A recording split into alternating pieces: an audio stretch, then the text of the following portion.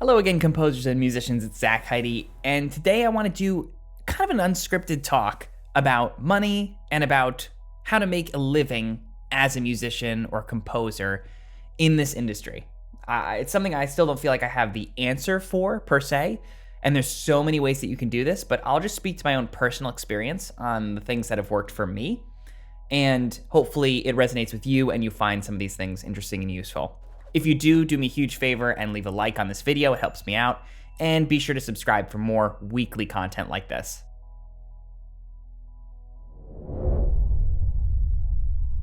Now, in this industry, music, as well as some other industries like acting or arts, we get told very frequently that there is a huge amount of competition, that it's very unlikely statistically that we will be able to make a living doing this.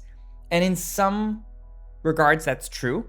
But within commercial music, you can find tons of opportunities to write for people. There is a lot of digital content going out there, so web shorts, web videos, commercials, promotional material, film and television, which are the standard, radio, podcast jingles, video games.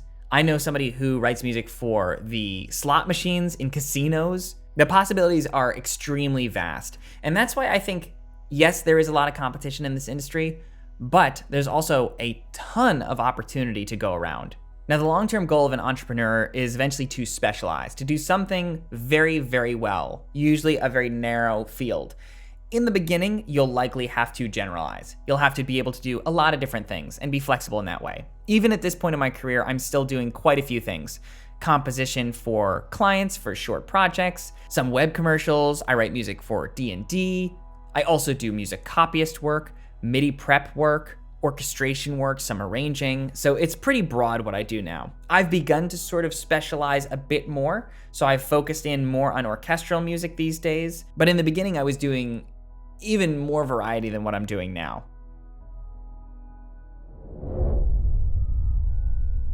The very first gatekeeper in this industry is going to be your craft. So you have to make sure that you know what you're doing.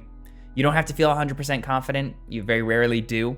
But just at the very least to make sure that you feel comfortable in whatever skills that you want to be able to do the job. If you're a composer, make sure you understand storytelling. Make sure you can communicate effectively with directors. Make sure you've invested in at least some of the basic tools to be able to create music effectively. So a digital audio workstation like Logic, a microphone, doesn't have to be an expensive one, an audio interface, you can find those for like $100, and get some free software out there. One of the big mistakes that people make early in their career is they think that the tools are going to make them skilled or effective at what they do.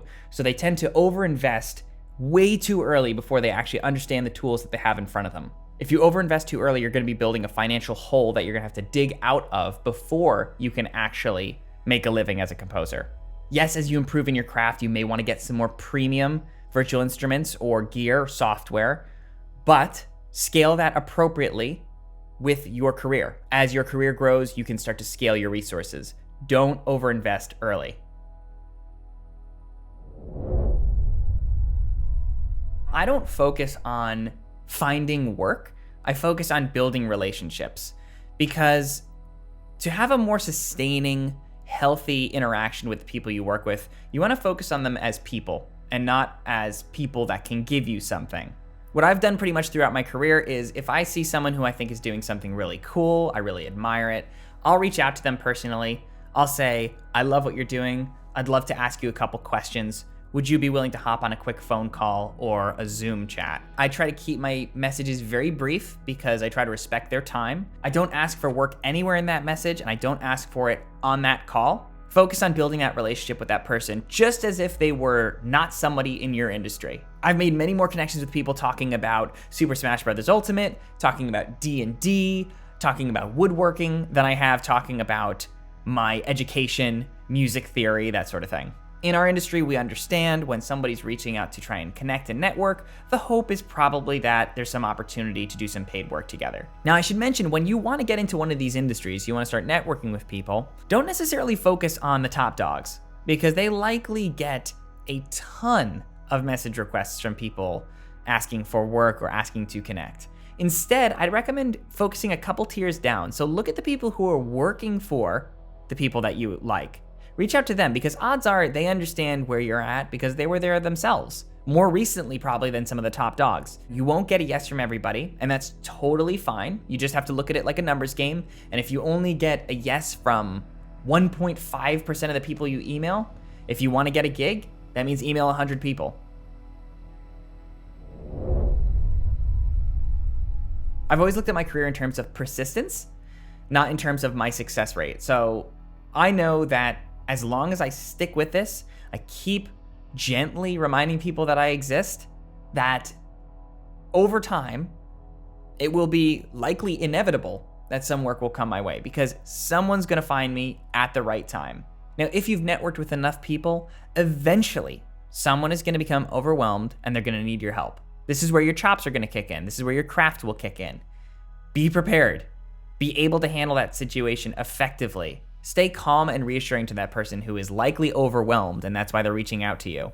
If you don't know the answer to a question or you're stuck on something, yes, of course you can ask them for help, but try to shoulder as much responsibility as possible. Make sure that you kick butt on that first project because they need to know that you can handle it. If you've done a good job, they still might not reach out or reach out for a while, and that's okay too, but maybe they will reach out. And the point is, if you've done this frequently enough, you'll have enough of a network of people that when they need to rely on someone, they're gonna go to you.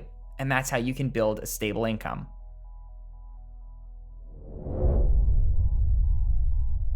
With the advent of social media, there are more opportunities than ever to provide value to people. In the same way that I focus on my networking as relationship building and not finding work, I focus on my content creation as providing value and not sharing my portfolio. As you can see in this video, what I'm trying to do on this channel is not to show you my music.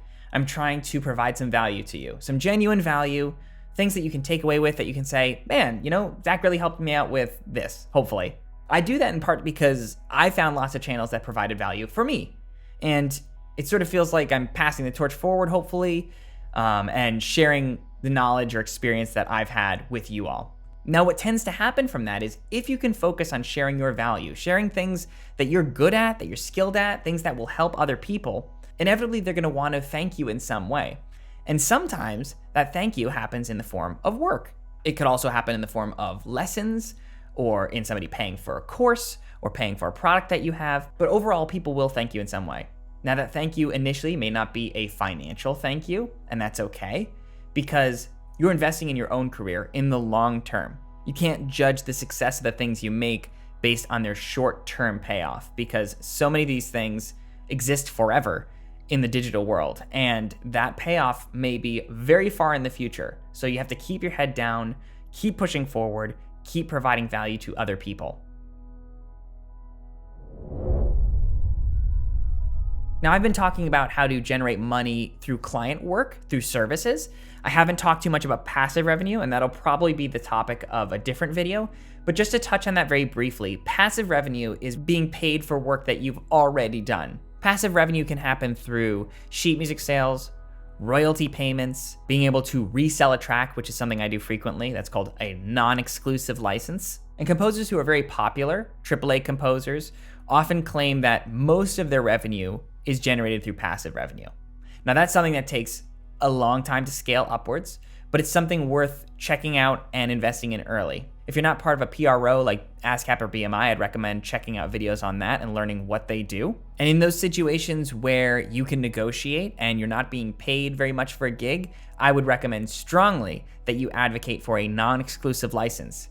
That allows you to resell that track to a future client, and you can recoup some of that lost income that you got on the gig in the future. And this will be a perfect segue, but Patreon is also a form of passive revenue, and if you enjoy these kinds of videos, I hope you'll consider supporting me there. My ad revenue is very low on YouTube, so Patreon really helps support content like this. So to all of you looking to make a living in this industry, I'm telling you it is possible. It takes a lot of hard work, it takes a lot of perseverance, and it takes a good amount of skill, but it is possible. The longer you stick with this, the more likely you are to succeed. So if you feel discouraged, just keep at it and keep pushing forward. This is not a career for everybody. It requires an obsession, really, with this craft, but it is very rewarding to be able to do music for a living, and I'm incredibly grateful that I can do this. I hope you found this kind of open discussion helpful. Let me know if anything resonated with you in the comments.